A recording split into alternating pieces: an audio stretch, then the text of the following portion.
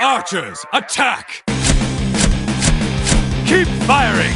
Let none escape! Another down! Do not relent! Coming to you live from a bad microphone laptop in Louisville, Kentucky, I'm Slidewhistle! I am Immunization. And I'm Aaron, Fire Mage Extraordinaire and Horrid Punching Bag. And I am deeply, depressingly sick. So if you don't hear me talk as much, it's because I'm hacking up a lung. Wow. Yeah, this is probably a doozy of a show. Aaron's sick. I'm drunk off of a work conference meeting with my boss and my boss's boss. I can't say no to go. They asked me to go out. I'm like, yeah, I have to. They're paying for everything. Ooh, so fuck me. They said, do you want to go out with us? They slipped a note under the door and they said, do you want to go out with us? Check yes or no. And then you saw them pacing back and forth behind the door. Basically, it was pretty fun though. I mean, I got free Nashville hot chicken, which let me say, pretty weak, not that hot. If I'm saying so myself, Nope. Nashville hot chicken. And then your boss's boss drunk drove away. That's a couch bed I'm sitting on in this hotel on the 18th floor. Let's go. Luckily I'm like 90% better from last week, so yeah, let's get into it. Yes, much like the Dragonflights, the aspects poured their powers into one individual. Slidewhistle and I have poured our abilities into Immunization. He shall be the one to lead the episode. I guess so, but I guess as it is written, I will lead us right into our second review that we have saved up here. It's one that was left for us on Apple Podcasts, iTunes, whatever the fuck it's called nowadays. I have a shot of rum here poured to take in honor of this review. It is a 5-star review from, not sure how to pronounce this. At first I was like, is it Memelvin? Is it Memelvin? Either way, 5-star review. It says, off the rails in the best way. This show is many things, but more boring is not among them. Irreverent and informative, creatively kooky, with just enough cringe to be worth listening to. Loving it. Which is something that I want written on my tombstone. Just enough cringe. I mean, honestly, Thank yeah. God. Like, I strive for that, so this is a great review.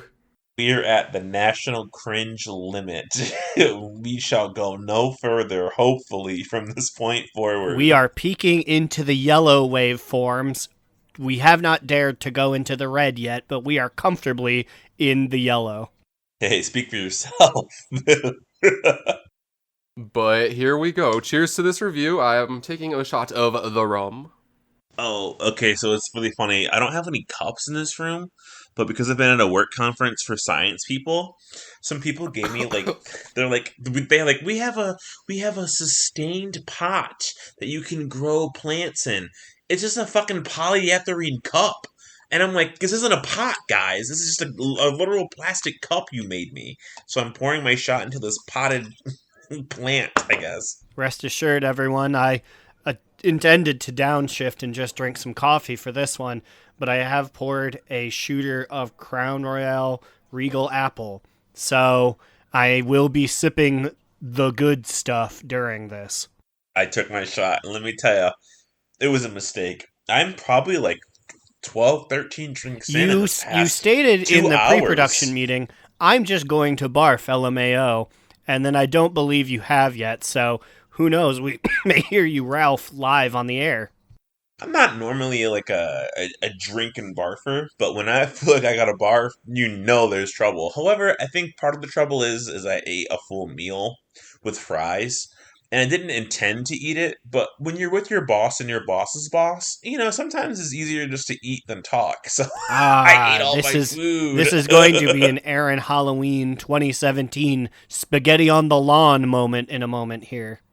No, I'm holding it. I'm not, no Ralphin. But this will make for probably one of our drunkest, or at least my drunkest, After Dark episodes, which if you check the feed, you may have seen we dropped the first episode in there for free. If you like what you hear, trust me, it only fucking gets wilder from that one. Yeah, there's 20 more of them. we made quite the bold choice to, give our first one out for free because, like, pretty much any show out there, the first one is definitely never the best, and it was before we even had any concept of what we were doing with that show, so, yeah. Well, we're going to be recording episode 21 next after this, I think. After dark Legal. can finally drink. Check it out, patreon.com/do-not-relent. You're gonna like the way you look. But, okay. Right before we started recording, we all watched the Dragonflight Legacies Part 1 animated short so that we could have it fresh on our mind to talk about at the top of this episode. So I feel like let's start with that. With our future sexiest NPC of the week, Scale Commander Emberthal, because she's hot. That eyeball was glossy. The sheer amount of sass and spunk, pun notwithstanding, that was in just that eyeball for 99% of the trailer. Oomph! Yeah, so as the boys have mentioned, the animated short basically starts off with the Scale Commander Emberthal awakening from the long slumber that the Drakthir all were awakening from. But honestly, no one would have known that this is supposed to be Emberthal if, like, the subtitles didn't say it, I don't think. So, yeah, that's how we found out. The WoW subtitles have been out of pocket for, like, years now. I'm still thinking about #ominous music in the Shadowlands introduction. It's like, y'all need to calm down, friend. My favorite, I think, was like a void fish flops around. I'm like, that's a void fish? Oh, okay. When it was like Nazal's buddy fish or whatever that was talking to Zara.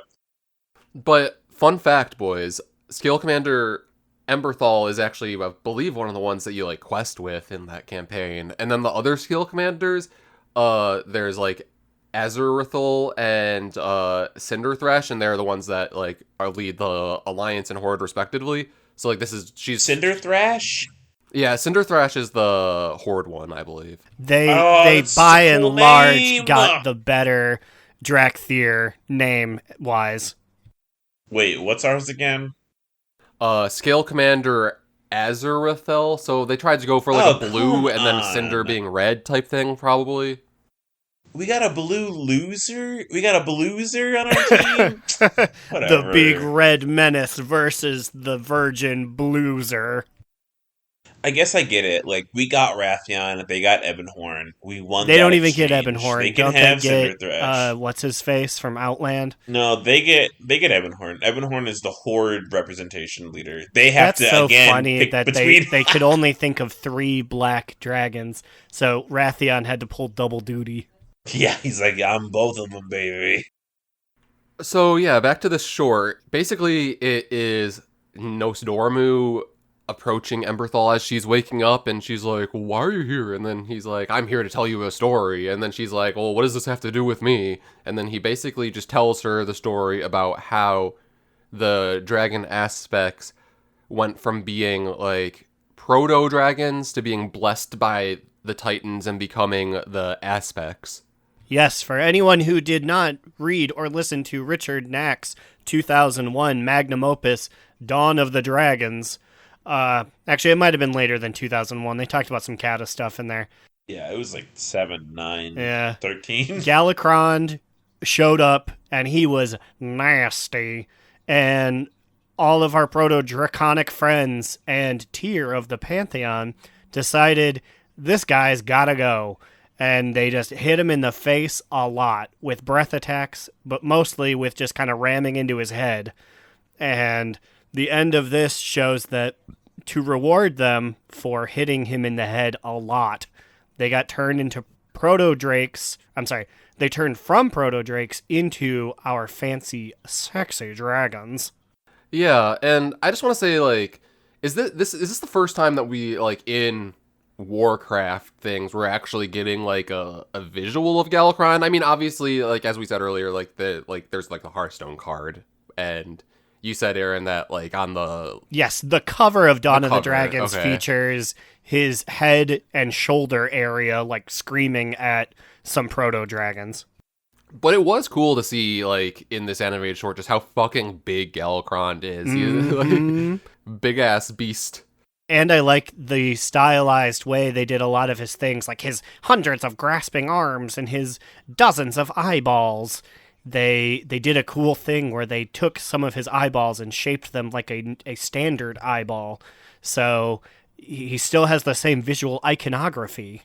I love this because I think as Amin said, we haven't really had a real Galacron like in front of us, right? We just know that he was a thing and then he was dead, and this is leading to much debate. It's like, will Galacron be like a major villain? Will he be like a single patch villain? Will he be the overarching villain?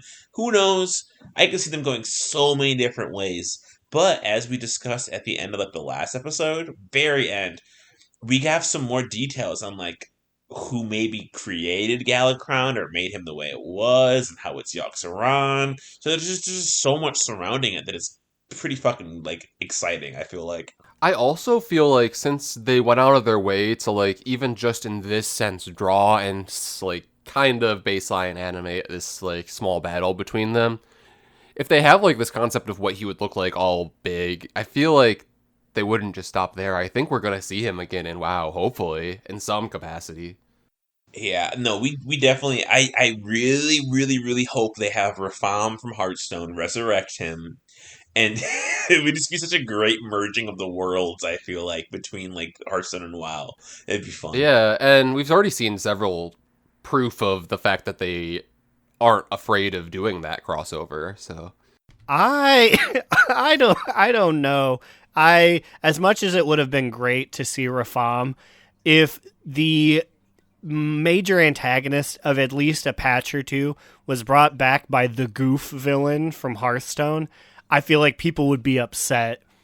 I understand that like Hearthstoners would be like, LOL, what an epic callback. But I think your average fantasy fans would be like, I don't get it. I don't think so. I actually think you're wrong, because I think what would either like if someone doesn't know who Rafam is, they're gonna be like, "Oh my god, they're using more ethereals. This is awesome. I love ethereals. I've always wanted them to use more." Because everyone's like, "We should use more of the races more." And so he's just an ethereal that just wants to resurrect a dragon. I guess I'm mostly like, just cool thinking guy. of when you brought this up before, you would be like, and then he squishes him like a big pancake. And I was like, well, I don't know if the main game should have pratfalls like that.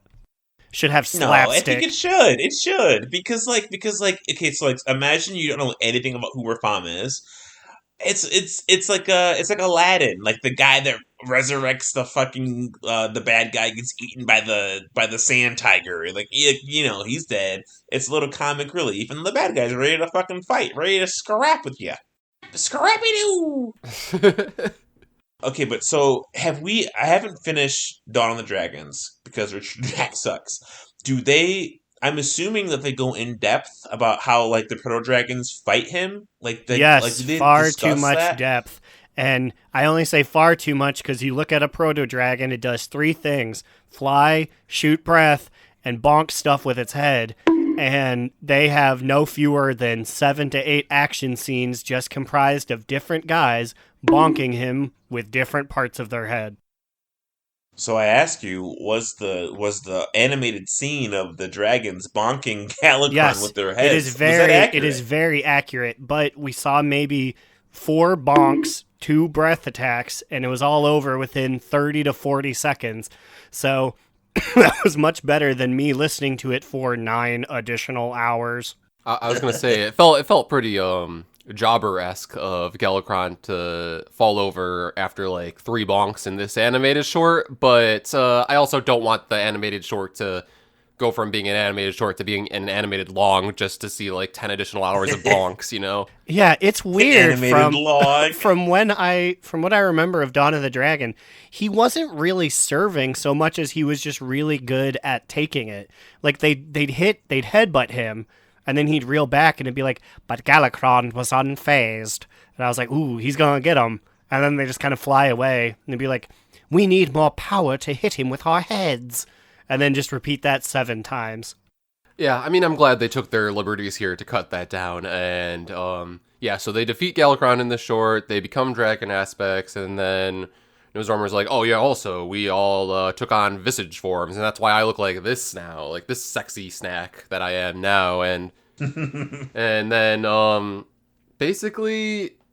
Okay, first off, I want to say Nosdormu's tone throughout this animated short was a little suspect to me. He seemed a little, I don't know, evil in some of his delivery. He's just a mysterious sandy guy, alright? Don't hold that against him. Come on. But then he also He's said coarse. later on in this short that he used to be the aspect of the bronze dragonflight. I'm like, what do you mean used to? Like, you still are, I assume, right? Well, they don't have. I don't. So, like, I think officially aspects are done. At the end of Kata, they did what we did at the end of BFA. They're like, we're gonna give all of our power to this thing, and we're powerless. Yeah, I don't think they ever got their stuff back from Thrall. Like, not that Thrall still. Well, I guess he didn't have it. The magic disc did, and then it exploded. Yeah, the big disc. So they're just like, damn, we don't have any of that power. Now we're just hotties. The only reason they lead their dragonflights is out of like heritage and also the fact that they're physically larger than everyone else. I love that, and the fact that he's also like, I don't have any. I'm not an aspect. Does cool sand magic and shows a time vision thingy, and it's just like making all kinds of stuff wisp around him. Like, I don't know, man. You're still pretty powerful. Yeah, Like, exactly. Who are you kidding? So who knows? I feel like the main crux of the end of this animated short is basically that Nosdormu says, my story is already written. I don't know if that's referring to, like, him becoming Murazan eventually, but anyways, then he's like, but yours, talking to Emberthal and all of the Drakfir, he says, your story is just beginning because you will play a part in defeating a great evil that has returned, I believe is what he said. Which means he's seen it, so he knows it's gonna happen. So, who do we think this great evil is? Moozy. Yeah, it's probably Moozy. Yeah, Murazan is like, I've seen it all. Moozy is like basically a buffet for all of you Drakthir, but you will have to eat Moozy. The one thing that Murazan did not see was Moozy possesses his body and becomes Muazand. Oh god! It's probably Primalist based. I mean, it could be Galakron, right? But, like, I think in the short term, it's really easy for him. So, like, when I imagine Dormu, I don't imagine him as, like, a real soothsayer. I imagine him more like one of those, like, fake tarot card readers. And he's like, oh, the Primalists are coming. And, like, the Primalists, who are those? And he's like, an ancient evil. But like, meanwhile, he was, like, on 4chan, like, reading, like, yeah, he's intentionally cold reading. We're like, the Primalists are coming. And then it's like, what do they do? And he's like, fuck. He looks around and he's like, ancient evil, come to do no good. And then everyone's like, oh my god, you read the future. And it's just like, that could apply to anything. Also, does anyone in here know somebody named Joseph? I'm getting a Joseph. Maybe crowd. Not Joseph. Maybe Joanne. And then one of the Drakthir's like, Joey. My broodmate was named Joanne. I knew it. Josador, right? No, Josadan. Josadan, right? I knew the future, the infinite dragonflight were clouding my mind. I knew it was Josazand. When was, because the last time we saw Norris Domer was it literally Kata? Was the last thing he did? What is he been up to? Because, like, we asked this question on a previous episode. Where has Norris Dormu been other than the Caverns of Time? Yeah, I mean, I do feel like we'll be seeing a lot of him this expansion. Either, I mean, obviously as Nosdormu, but I do think we're going to see Murazand again eventually at some point. Oh, yeah. He has to show up in some capacity, right? Like, it has to happen. Right, and then, like, the thing is that, like, I've heard other people talking about how, like, well, we've already defeated Murazand, but, like, not really. Because, like, if you remember, when we defeat him, basically, Nosdormu is like, you defeated him on this timeline, but, like, you know, you'll have to fight him again in, like, other timelines, effectively, is what he said, right? Yeah, my whole thing is right now is, like, thinking of it, like, logically. Like, okay, so we all love Warlords of Draenor, right? But I really feel like the majority of the WoW community is burnt out on time travel. Even though WoW was how long ago? It was 8 years at this point? Yeah, I'd say about that, yeah. So, like, bringing in Murazan as, like, the big bad, like I would absolutely fucking love that shit. But like I feel like it's really hard to bring him in as the big bad without doing all kinds of like crazy time travel stuff. This is the evil Lord of Time. Like that's what his whole stick and power is. I mean, like I guess he could like age you a million years or de-age you as like evil powers, but I feel like the majority of his power would be like displacing you in the timeline or sending you back somewhere you wouldn't survive. And would you think like Warcraft fans are ready to revisit time traveling aspects again? I mean, the average fan, probably not. I mean, personally, I eat that shit up like candy. I love time travel storylines. Right? It's fun. We all love Clock Stoppers. We're all eagerly awaiting Clock We Stoppers are a Clock Stoppers podcast. It's been a while since we Check the cashed clock. in our chip, but you know what? What is time when you're a clock stopper? Dude, I would love if Murazan like just swooped in and it grabbed who's a horde leader right now? It would have to grab all 9 of them together because they lead as a group. The Council of Filth. And he just puts the Council of Filth in front of this little dog, and the dog pees on all of them, and that's his evil deed, and he puts them back, and they're all getting peed on by a little doggy. That's actually how they get Galakron to come back, is the Primalists are like, we need to do this epic Clock Stoppers reference, but none of us can carry all 9 plus leaders of the Horde. And they were like, I knew a guy who had a lot of hands. I bet you he could grab them all. And then you know how that scene ends? Have you seen my dog? And then the dog's peeing on them. It's perfect. It's beautiful. Mwah. You just wrote the expansion right there. That is probably, I don't know if that's the end game scenario there, but that's probably the end of like 10.1 maybe. I'm just interested to see Ahab Wheathoof's epic 2023 redesign. Do you think they could redesign Ahab Wheathoof? Do you think that would go against the wishes of Ezra Chatterton? Not only would it go against the wishes of, but they have enough controversial shit where they have both of their hands in right now. They don't need to add a third one to their list. They're out of hands. Activision Blizzard redesigns NPC of Make-A-Wish Child. And then you just get Jeff Kaplan Jr. And he's like, I mean, look at Ahab Wheathoof. He looks lame. We had to do something.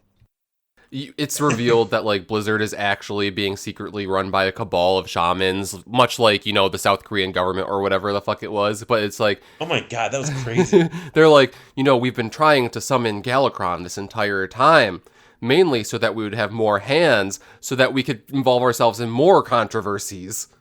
I also love, I thought you were going to say a cabal of shamans led by Magatha Grim Totem, but then you were like, the South Korean government, which is like a true fact. And that's like one of the most wild true stories that I think I've ever read. It's like a cult. They literally took it over. It's crazy. Is that the reason why the BTS boys have to go and die in the military now? Because shamans No. wanted them? The real reason is because no K-pop boy band has ever been excused from military service, ever. And for the first time in the nation's history, they were going to be excused. But you know what happened? The government fucked up, and they put out a public poll to every citizen, and the poll said, do you think BTS should be drafted to the army? Yes or no? There's at least one dude who is tired of them and was like, I hope one of those pretty little boys steps on a landmine. Well, so the country backlash. They're like, don't make us choose. This is your job. You have to decide this, not us. Everyone should do it. And so as they were hemming and hawing, they literally were like, okay, BTS, you're going to put on a free concert in Seoul to judge how popular you are. And they're like, okay, we're going to do that anyway. So they did it. And they were like, we're gonna make them not serve. And then they were like, we're going to serve. Fuck you guys. They're taking too long. We're going to the military like everybody else. We're going to serve. So they decided themselves they were going to serve. And that's why BTS is going into the army. Listen, they can't help but to always serve, It's just who they are. They do. They always serve. 2025, they'll be back. 2026, they'll be back. Be ready. But I guess to pivot back to WoW, was there any other major tidbit in this animated short? I think we covered everything. So in the animated short, no, I think by the second short we will have a really good idea of where the story's going. Right now, I feel like it could go anywhere. Right? It could be like Dormu is corrupting this dragon to become his like second in command. Even though we know that like Ember Ward is gonna be like later on, it could be a corruption story. It could be Yeah. a like. It could be anything. Like it could go so many ways. So we will not know until is it next week when we get a new one? Yeah, we get one every week. I believe they said that there were going to be 5 of them, or maybe we're just assuming that there's going to be 5 because, like, for each of the aspects or something. And isn't there 5 weeks until the release of Dragonflight from when they Yeah. originally made this one? Yeah, so if like this is part 1, like if they do one every week, the 5th one will be the week before when Dragonflight launches. So I feel like that lines up as well. I feel like that'd be really cool if they did that. When I was reading about Emberthal, I was reading about how there are 5 dragon scale commanders. It's probably just gonna be each former aspect talking to one of the awakened commanders and giving them a different story of like lore's past. Galakrond one is one that like we kind of already know, so maybe we get some fresher ones. Dang, I feel like they really blew their load by giving the most basic backstory to the time guy who can make a magic portal. Like, what's Ember Maul gonna do when it comes to Calicos? He's just gonna have to sit him down and be like, well, I guess he has a magic mirror to show. I'm trying to think, who is the least... I bet you Alex Strasza does not know how to show people the past. He's just gonna be like, okay, sit down by the campfire. I'm gonna spin a yarn real quick. Yeah, she's just an amazing orator, so that's all she needs is a campfire and some s'mores to get her story out. Listen, she can tell a badass story, and that's all that's needed here. My girl Marithra is gonna be like, okay, to show you actually have to be asleep. It's like, well, I'm not feeling sleepy. And then she sneaks up behind them and hits them with a hammer. And Listen. then they go to the dream Listen, guys. room. You know that Marithra will be like the 5th one, and it will literally just be like Marithra and Emberthal or whoever it is, literally going to resurrect Ysera. I was gonna say it's gonna be Mirthra telling the story and then her being stabbed, and you see her being like, "I'll finish the story over her corpse. Don't worry, I'm here." Okay, so at the end of the last episode, I was talking about Tyr, and I was talking about Yogg-Saron and our boy Galakrond. We have spoilers, too late for spoiler tag, confirmation basically from like Datamine books, more books from Uldoris, that Galakrond was basically created by Yogg-Saron. By created, I mean driven to madness to consume his other dragon buddies, which made him crazy because he cannibalized them, he made zombie corpses, and then he cannibalized the zombie corpses and lost his mind to madness. Yeah, and at the end of our last episode, you were saying that Galakrond was set on this path because Yogg-Saron effectively tainted the water source of Galakrond with like some evil like old god shit that made him go down this path. Yeah, so I have the article right here. So if you remember at the end of BFA, Mother was talking about other Titan facilities. She named like Uldaman and she named Uldawar, but she also mentioned Uldoris along with another one. And we're like, Uldoris, like where's that at? Is it like on Argus? Is that on a different Shit! planet? Is it in the Dragon Isles? Ooh. Yes, it is. It is. It is. It's the Halls of Infusion, which is the dungeon that we're going to. That's Uldoris. And so the message is written from Tyr, written to Loken, and it reads as such. Progress report. Uldoris. Brother Loken, as you requested, I offer the following report on the progress toward our objectives. I am pleased to say that the Halls of Infusion are now operational. Through the work of imbuing order magic into the wellspring is only the beginning. I remain optimistic that the process will prove effective. So they're putting order magic into this, like, I guess this big pool of water they're drinking out of. And then he sends another message that says, already we are detecting reduced levels of contamination. I hope your investigation into how Yogg-Saron compromised these living waters will yield answers. In the meantime, we can be assured that the evolution of another Galacrond will not be triggered by consuming unfiltered water. I must say, the first thing is, I'm a little sad if Yogg-Saron actually did that. After last week's Odin discussion, I was like, give the sloppy boys a chance. Maybe they're okay, but they're over here putting pollutants in the water like a like a Captain Planet villain. For shame. So, and then, okay. Also in last episode, we were surmising that them putting order magic in the waters was to make it so that the other dragon aspects would drink it and then be loyal to the Keepers and the Titans. But, I mean, also, obviously, this report is also written through a perspective that would be beneficial or, like, positive towards the Keepers and the Titans, I assume, because who did you say wrote this one? This was from Tyr to Loken, but also you jumped ahead because the order part is coming up after this. Oh, okay, I'll let you finish then. So basically, so then he continues. This is like a 5-part letter that he's writing to his brother. And he wrote further, once purification is complete, an additional benefit will be found in offering the infused water to dragonkind. By ingesting the water, or causing their eggs to absorb its effects, it should be possible to keep even the most willful dragons aligned with the Titans' philosophies. Our efforts to bring the proto-dragons in line have faced resistance, but I am formulating a strategy to speed the process along. As the ancestral nesting grounds for the 5 flights, the Ruby Life Pools is a sacred place. The Red Dragonflight, whose charge is to nurture all life, protect these pools, and the future of all dragonkind within them. So literally they're putting, like, obedience magic into the water to make the dragons subservient and, like, holier than thou serving to the Titans. Okay, so I have a few thoughts about this. So, would Neltharion have been exposed to this?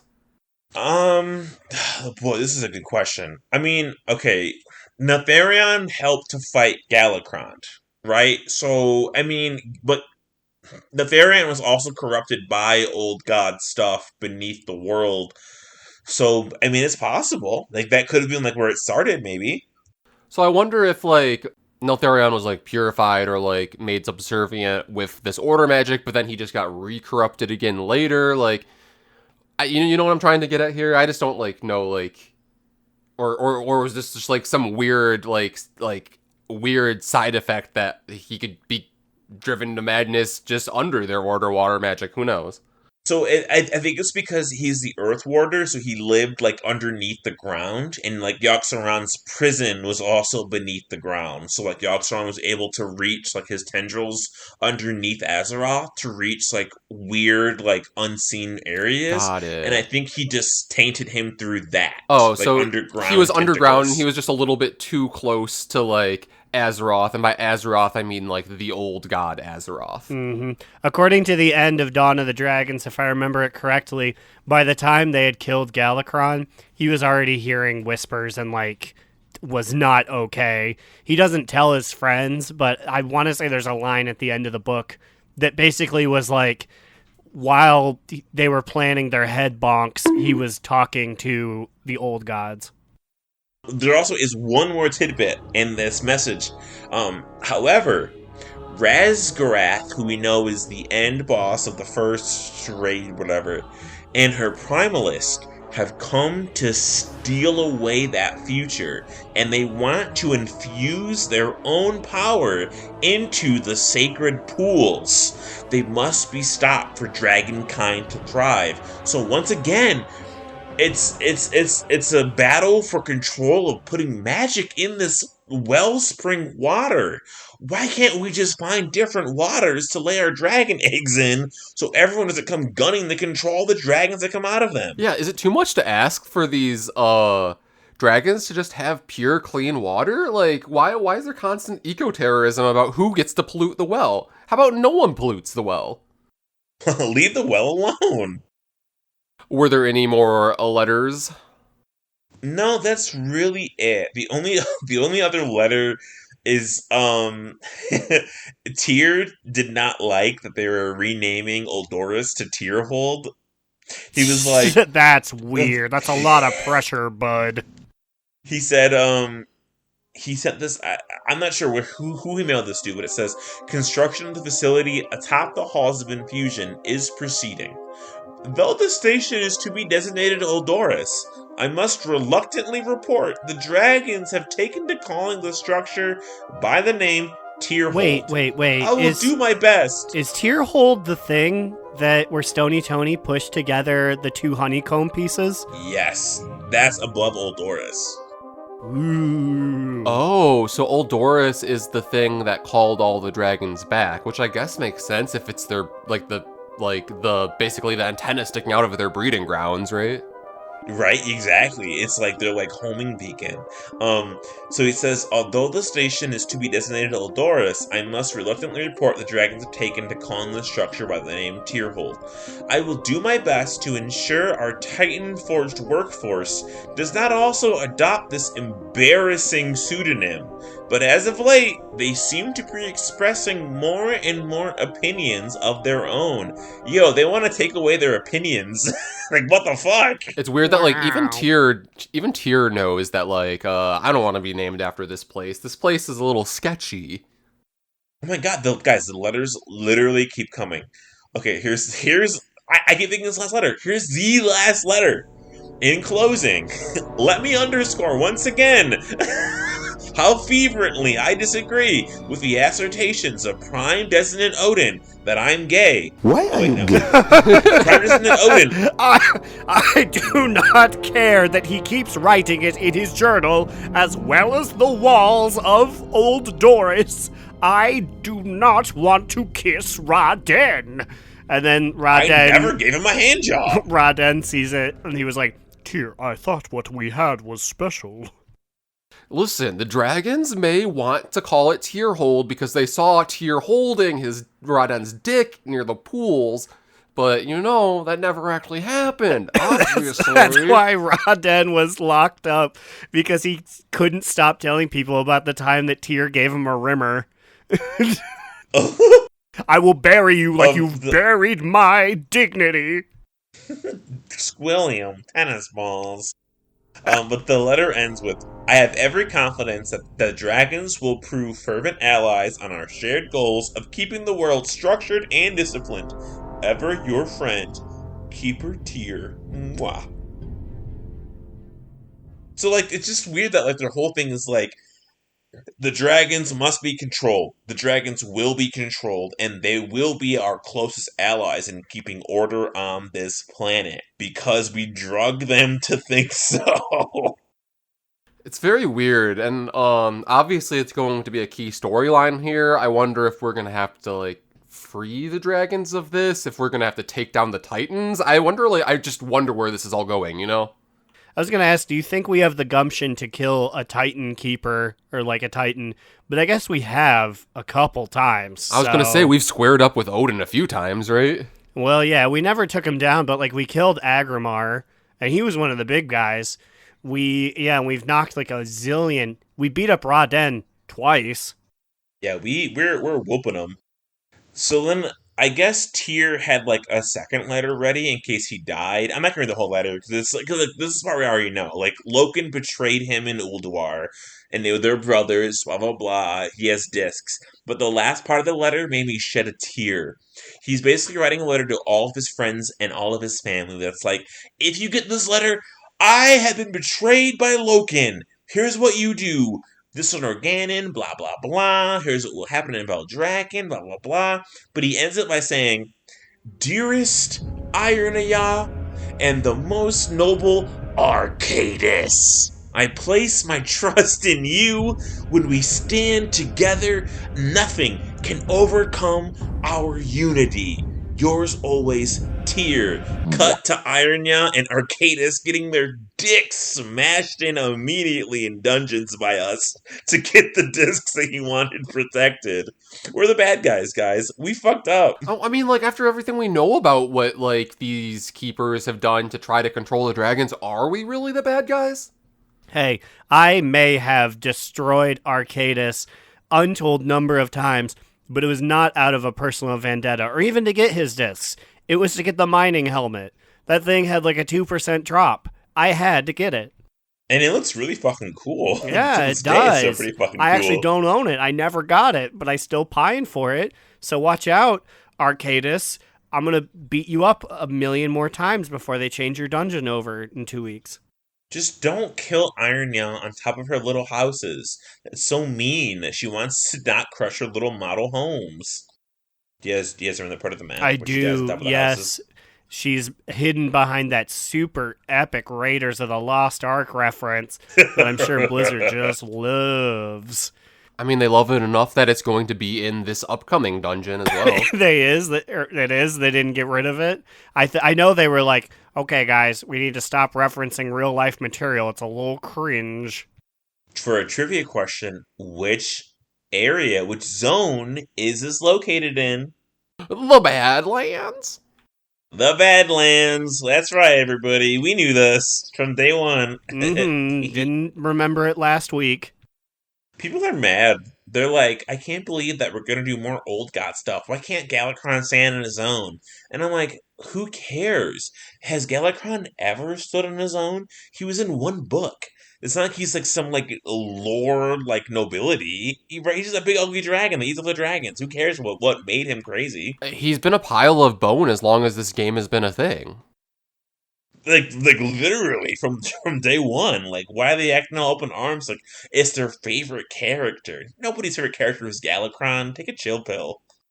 So, we've had all this fun discussion, but we have yet to even mention that the World of Warcraft Dragonflight pre-patch has technically begun. What has it brought with it? Talent changes that scare me and bars that scare me even worse. I will say also, like, does this feel like our, like, worst pre-patch launch that we've been a part of? Like, legitimately, that was a very long extended maintenance. Like, Slidewhistle, you probably don't care because, like, honestly, it's better because, like, you were busy with, like, work stuff. But, like, it was down for, like, almost a full, like, daytime of the day. Like, it didn't go up until, like, 8:30 p.m. our time, and when we raided at, like, 8:45.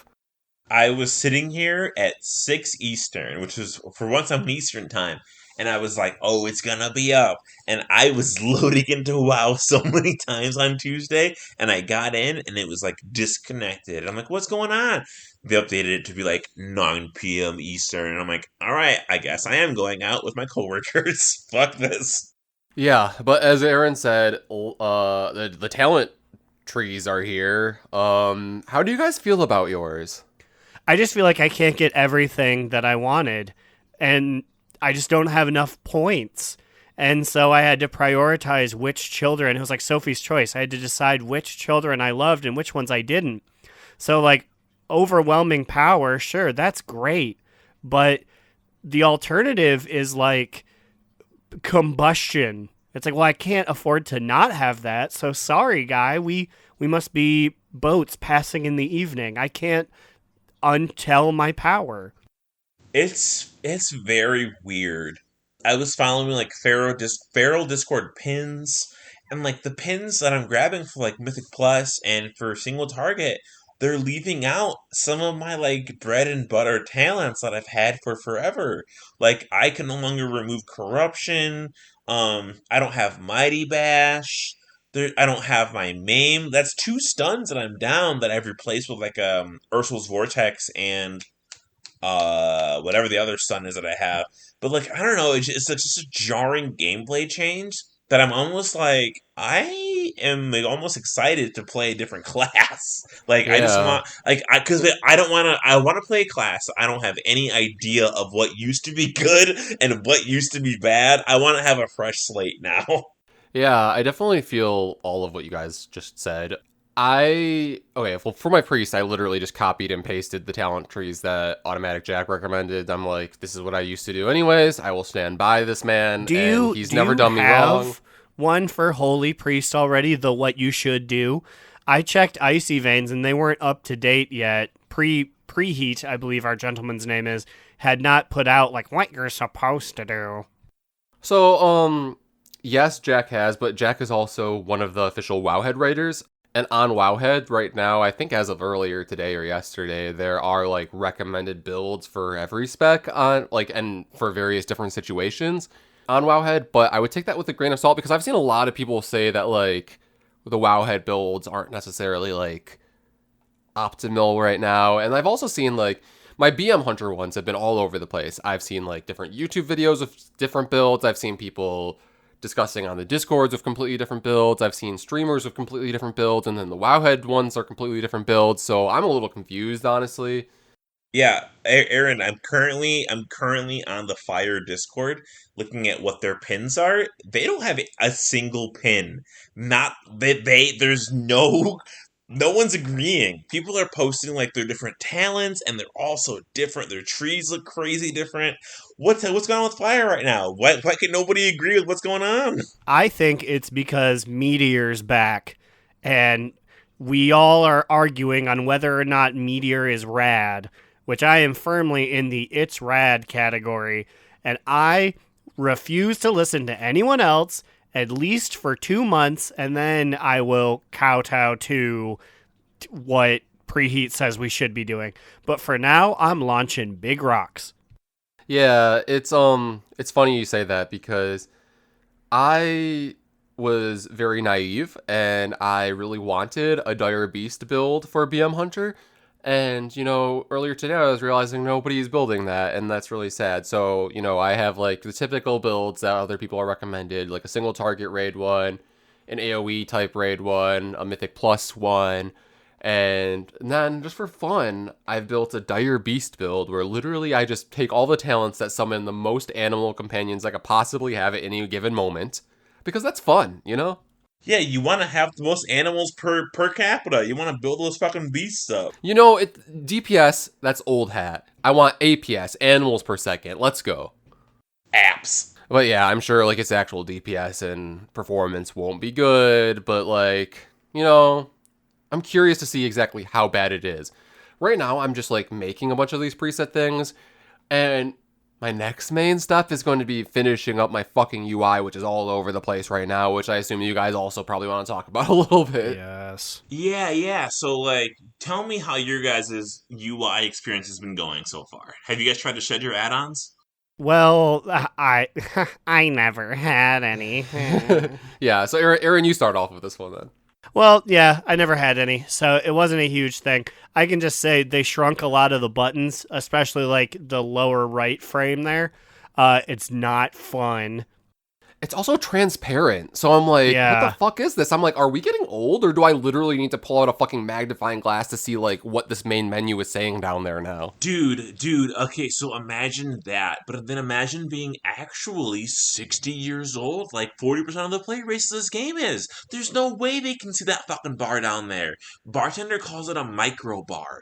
That's all you need to hear to know that's not a good bar. I just feel like a lot of things got Facebook image like smoothed and simplified. I look down at those and I have to hover and see what's what because I can't tell. Like the spell book, which used to be a big brown dusty tome, is now a rectangle that's slightly off kilter. And it's like, oh, come on, man. Or like the dungeon button that used to be the green eye is now just a semicircle. You guys modernized this too much. It looks like an Overwatch menu in here. Yeah, and then part of it as well is like I've rebound some of those buttons. Like I've rebound C from being character panel to being C for Cyclone.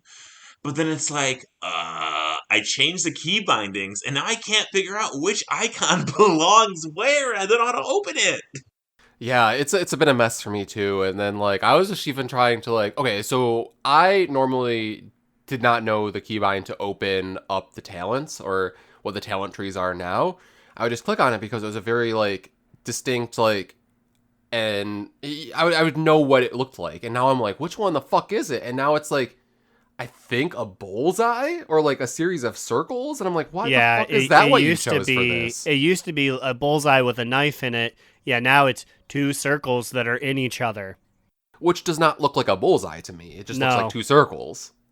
No, and then they opted, and this is I apologize everyone, base UI, but instead of one bar, a bar horizontally next to it, and then a bar above it, they opted to have 3 bars stacked vertically, which I guess is supposed to be what people do. But for me, I was like, this is scary. I don't like that. I don't want to go around like it's like a Rubik's Cube. Aaron, it's funny though, because like I know that both Slide and I both in bartender yes, for like probably the last everyone. 4 years did like the 3 stack. Yeah, everyone has this setup. But for me, I didn't like it. And I didn't like that none of the standard WoW presets were like, put it back like it used to be. Even classic, air quotes, still has it like that. And I'm just like, no good. It's a scary change, and part of me is like, why would they do this early? But then I think it's probably good so people can get like more accustomed to this as it goes forward. But let me tell you, I'm still gonna use bartender. I don't feel like the base UI does enough to replace the add-ons that it wants to replace. It's fantastic for new players. New players now have so much control over what goes where, but like, I just feel like some of the control is being limited. For what? I can't remove my stance bar, which as a druid, I've got 5 buttons on there that I already have interspersed in my bar, on my action bar. I don't need this little bar up here above my 3 other bars, and it doesn't let you hide it. And not only that. So I ask, if it's there already, they don't let you hide it? Because I saw when I was looking at the check boxes, there was one for stance bar. But I guess as a fire mage, I don't inherently have it. But is it something you could check off from there? So all of those things where you saw stance bar, that's not a toggle on or off. That's a toggle it on to see how it looks in edit mode. I see. And then move it around the board. You can't hide any of those on that screen. So they're just kind of stuck with them. But then again, I had the same complaint that I've had before in the beta where like, with bartender on my mouse, buttons 1 through 12 are bound, and it says N1 through N12 on my key bindings, like on my screen. But with the new UI, it just says num ... And if you hover over it, it'd be like number 9, number 8. But how often are you hovering over your buttons and reading what they say in the middle of combat? Never. You just want to know what that button is. Key bound, never, right? Yeah. Yeah, like you just want to know quickly what it is. Now on my druid, that's fine. I know where every button is on my druid, but I use the same layout for every character. So if I switch this to my warrior, I'm like, I don't know what the fuck that yellow sword is. What does that do? Like, what number is that? N2, N5, N3? I don't know. It's just, it's annoying that they can copy these add-ons and they can't copy them perfectly. Just take it just steal everything that they have to offer. Don't try to make it different because you always make it worse. And why is the mini-map on the default so fucking big? I know, one of the add-ons I was hoping to call was Sexy Map, but like, with everyone complaining about how fucking big the mini-map is, I'm like, maybe I just keep it then, I don't know. It like almost doesn't fit with everything else going on. Somebody said in trade chat you can make it a square, and I don't know if they were trolling or not, but I'm like, if you can make it a square, surely there's a resize option there. But I was too busy fighting the other battles with my UI to worry about the map. Like that's the least of my concerns. Don't worry, everyone. You cannot make it smaller, but you can flip it. So if you're heading up on the map, you can make it that you're headed down. Why would you want that, that's though? great. I don't know. I don't know, but you can flip your map on the x-axis. People like to use the inverted airplane controls when they're playing like flying games or whatnot. I mean, it's one of those things where, like, I'm not going to lay into it too hard because maybe it's an accessibility thing, but, like, I can't think of an issue where it's, like, opposite maps would be the solution. You also can't hide your experience bar at all. And, like, I think part of their concern is they're worried about new players hiding the stance bar and hiding the experience bar, and then they're hindered on information. Like, what am I doing wrong? What does that mean? Okay, I understand that.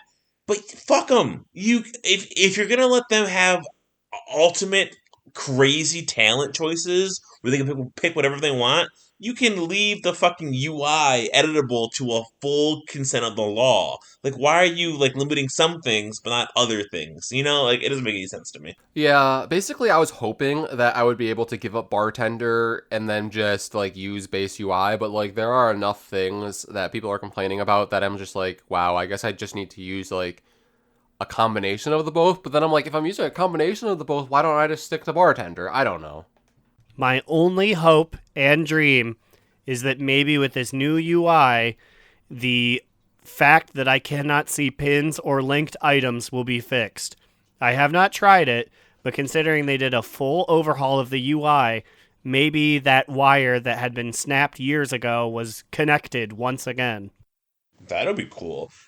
There's also been people talking about their visual settings looking different. So, like, if you feel like your game looks worse, like your resolution is blurry or your colors are different, go into your video settings and triple check. People were saying that, like, oh, the colors are so cartoony. And then, like, 2 minutes later, he was like, okay, guys, I tweaked the gamma and the radiation and I made it look normal. The settings got moved to, like, 100% for both of them. And I was like, what? 100% gamma? That's gotta look horrible. So make sure everything's fucking right in your settings, because defaults do get changed all the time with patches. Also, is this when do names get reset? Names get reset pretty soon, right? Like, the old ones get purged and then they come, like, they, like, open up for us to take? Yeah, they haven't said anything about this, but I don't think they ever say anything about this, right? They just kind of do Right. it. It just kind of happens, because, like, that's how I got the name Alan. Like, I was like, oh, Alan, wait, why is this available? It wasn't available before. I tried it. So I was testing names. I don't think they opened it, or if they did, it was, like, you know, names I wasn't trying. But I think maybe either by the 11th or by Dragonflight release date, there's always a new batch of character names that are released. So keep your eyes on that one. Yeah, that's always good to keep a lookout for, and I feel like, yeah, at the beginning of the expansions is the time to do it. And now it's time for a sexiest NPC of the week. Ooh. It's back, baby! And we're talking this week about a special scaly lady who's the apple of my eye, because that's all we could see for a while. For the vast majority. Toes. That's true. Well, we saw the whole lady eventually, but ooh, sensual eyeball, Lady, you say? seductive toes. Tell me more. Oh, we're talking about Scale Commander Emberthal, baby. Ooh, she's fucking smoking. Yeah, She's breathing fire. I was like, because she's breathing fire. She's got me horned up. I'd let her command my scales. Ooh, oh my god, actually, I pulled up a picture of her. I literally just saw her earlier watching the video, but she looks fucking cool. I would love to see what loot she's sitting on. Ooh, just call me the Drakthir character armor, because I'm going to wrap myself around her and never go away unless she turns into her visage form. I'm gonna visit her cave. I mean, we will visit her cave soon when the Drakthir are available. I assume that cave is the cave that we will all awaken in, and by awaken, I mean, like, from a night of coitus passionate with Scale love. Commander Emberthal. Ooh, I'm just hoping to rub my hand on those prickly scales, which, by the way, are a shade of black that is unavailable to player Drakthir. I saw that. So you're saying that she's special and unique and sexy. Ooh, I can't wait to suck on her ruby-infused eggs. Aw, those are her kids. She's like, get away from my kids. I gotta put my order magic in them, boys, before it's too late, before they get out of control. You're just actively pumping away down there, and you're like, oh, babe, I'm just gonna drop some order magic on them. So does that make it like a BDSM thing then? I don't know what it makes. It makes it gross, I think, is the default answer. Ugh. I mean, he's sexy. No, I was saying, like, is order magic like a bondage thing? I don't know. Oh, I guess, yeah, it's like submissive order magic. I'm not gonna What's lie, wrong with the gang. fucking Titans, man? Scale Commander Emberthal is really attractive, but I'm worried about the neck game, considering all of them Tiefers. Oh, I didn't think about that one. Yeah. Well, it's good. It's gonna take some careful piloting work to get my little schmeckle through that razor gate. Schmeckle. You say that as if we haven't named, like, scarier things to put our dicks in and around before, like the WoW token, you know? That's very scary. By the way, thank you, Vanderlau, for your very honest answer in the episode 200 retrospective. Both my sister, mother, and father have heard you say the phrase, skull fucking Garrock tool.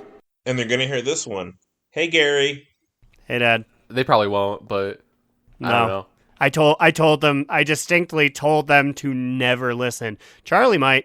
You can't Charlie. you can't control them. You know that. Anyways, Scale Commander Emberthal, you're hot to trot, and I want you to trot all over me in 4 weeks.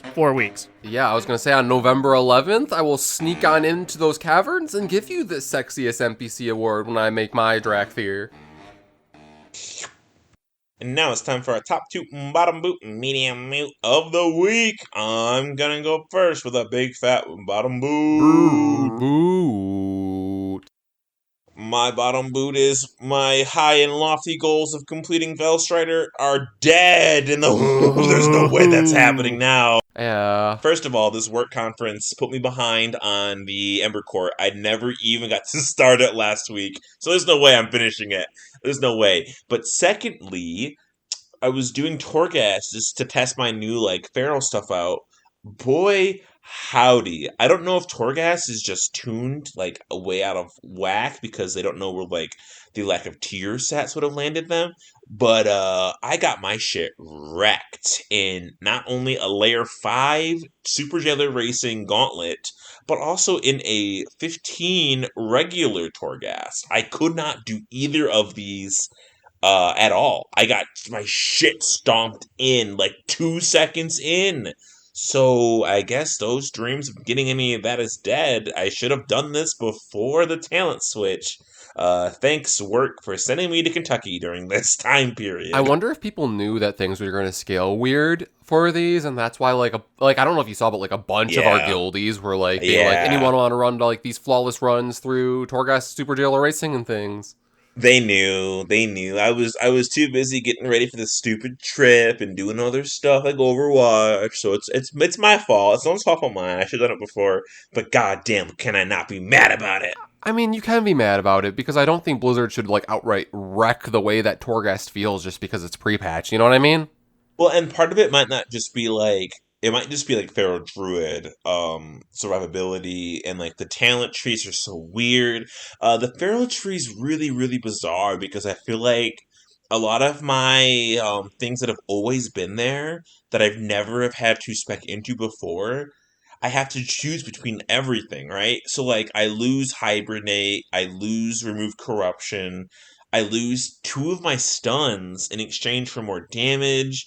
But if I gave up the damage for more stuns, I would be hitting like a noodle. My Convoke feels so much weaker because they took out one ability that it could do, which is Feral Frenzy, and Feral Frenzy gives me 5 combo points max, and I believe it's a damage increase. But they removed that out of the pool, and as a result, when I Convoke, I feel like I'm Moonfiring so much more, and Moonfiring does almost nothing for me. So I'm just ugh, things just feel not well. And I really want to play an Evoker. I just want to play something brand new, right? That I can sink my teeth into. But I can't until November 11th. And if I want to play my warrior or anything else, I have to get legendaries and gear for them, and I don't want to do that in a pre-patch. So I'm just gonna keep dicking around in whatever achievements I can get until November 11th when I can level 1 Evoker. I'm in a weird spot, I feel right now. Yeah, I agree with you. I mean, but just as a quick side note for listeners, I believe it's November 15th, but yeah. Oh yeah, that's right. Whatever the that is. What about you, Aaron? What's your top 2 bottom boot, medium boot? Today I had a bottom boot, unfortunately. Boo. Ooh. I logged in and I said, Aaron, what are you going to do today? And he said, well, I'm going to clean out my bags for the first time in forever. I'm going to take what I thought was so precious that I held on to and put it in my bank, forever getting rid of it. Aaron, is this the first time that you ever decided to actually put anything in the bank? No, I do this at the end of every expansion. There's old legendaries. There's old, like, get these 3 things together to make the ultimate belt. And then I only ever collected one of them, so I put it in the bank. But all of my Zeri Morty components, my evil etching of pain, my 2 belt buckle things from Revendreth that I never knew what they did. I got them on the 2nd day of Shadowlands. They're all in the bank now to be filed away until I eventually just delete them for space. Do you have a full like bags in the bank thing going on? No. I have the standard bank account and then I have 3 bags. They are yet to be filled, but when they do, I will purchase more bank space. Okay, well, if you want more bags for that, let me know. I can make bags for you. You created the 3 that were in there. It does tell me that.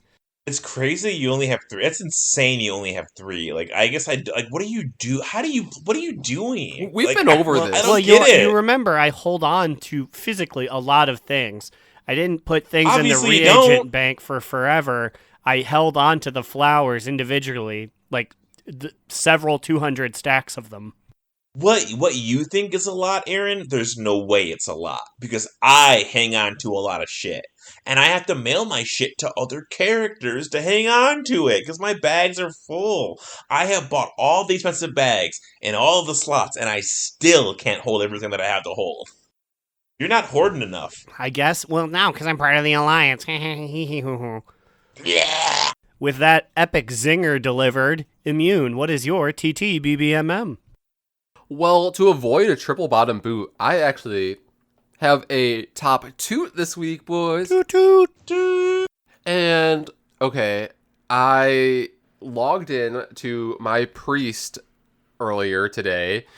And, okay, first off, I want to say that, like, it's been really stressful for me to try to figure out, like, how to, like, change my UI, what I want to do. So I've been logging into all my characters to try to figure that out, and when I logged into my priest, I was very happy to see that somebody had, for some reason, bought one of my mythic BOEs that I got when raiding on the weekends, and they bought it for like 120k, and I'm like, why would you buy like a mythic BOE for that much like right now? I don't really understand it, but I'm happy for it because like I've basically been doing nothing but losing money on my priest, so I feel like now I'm almost back over 1 million. Ooh, rich bitch. You got that rich blood. Now, I can see why someone would buy it. If I had an evoker right now. Oh, wait. Was it male? No, it was actually cloth. I could have wore it for appearance. Whoa. I could have wore it for like appearance, but like I was like, I don't care about the appearance right now. I literally just want gold, and if it will sell, I'll be happy. And then I was happy. So top toot. So yeah, that's great. My only guess is like, okay, so it's somebody who has decided on a cloth main, and they want to get them ready and geared up and practice like higher content with them. 120k is expensive at the end of an expansion for sure, but with how much gold fucking those tables we're pumping out. Also, wait, is that gold over? That gold's being nerfed either with this patch or with the 15th patch. The table gold is being cut off completely. Oh, I forgot. I've honestly been really falling off on doing it every day with my hunter like I promised I would, so I haven't noticed. I think part of me wants to believe it's being cut off with evokers. So you get in there every day and do that shit. And you too can spend 120k on your new main. I mean, honestly, I'm proud of my hunter, though. He went from literally having no gold to having, like, almost 400k gold over the course of, like, how long have you considered, like, since I've been raiding with him? How long has that been? Like, is that, like, 3-4 months? I don't know. Yeah, I was thinking a little longer, honestly, but yeah, maybe it's not that impressive then, but, like, I don't know. He made gold, so I'm happy about that. Oh, fucking get that bag. Speaking of that bag, we are getting ours thanks to these lovely people. These patrons include Command Sergeant Major Tajurla, fourth host of the podcast, Your Monkey, Ahoy Vince, a.k.a. Nathaniel's killed himself to see Savant since she won't even pick up the phone, Instinct/Drag Race, Azarin, Mitch, who wants the pod to know that the Hunters of Uno Mas are burly boys, Crucifix, Cardicay, Saracen Hawk, 3 Duck Dorno, Gershie Squirts, a squirt? Hoax, asking Growlina to say, okay, I'm going to try and do this in my sick voice, for the Horde. Sorry, that's the best you can get out of me. Vanderlyle, generational talent, Smurf, debased god. Slidewhistle says, Fuck Craig! And Will, a.k.a. Tire, Trade Chat's fallen father.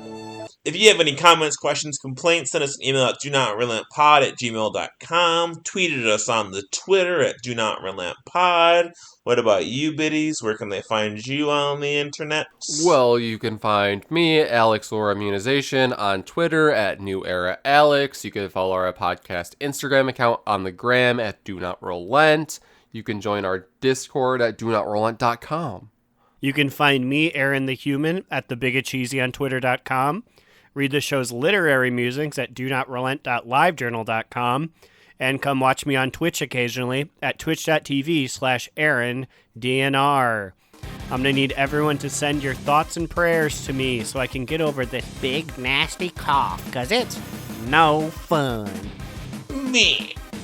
Oh, alright, see you guys next week. Or if you're a Patreon listener at After Dark. Ooh, you love that crunchy audio and me coughing? Well, guess what, buddy? Pay $5 for some more.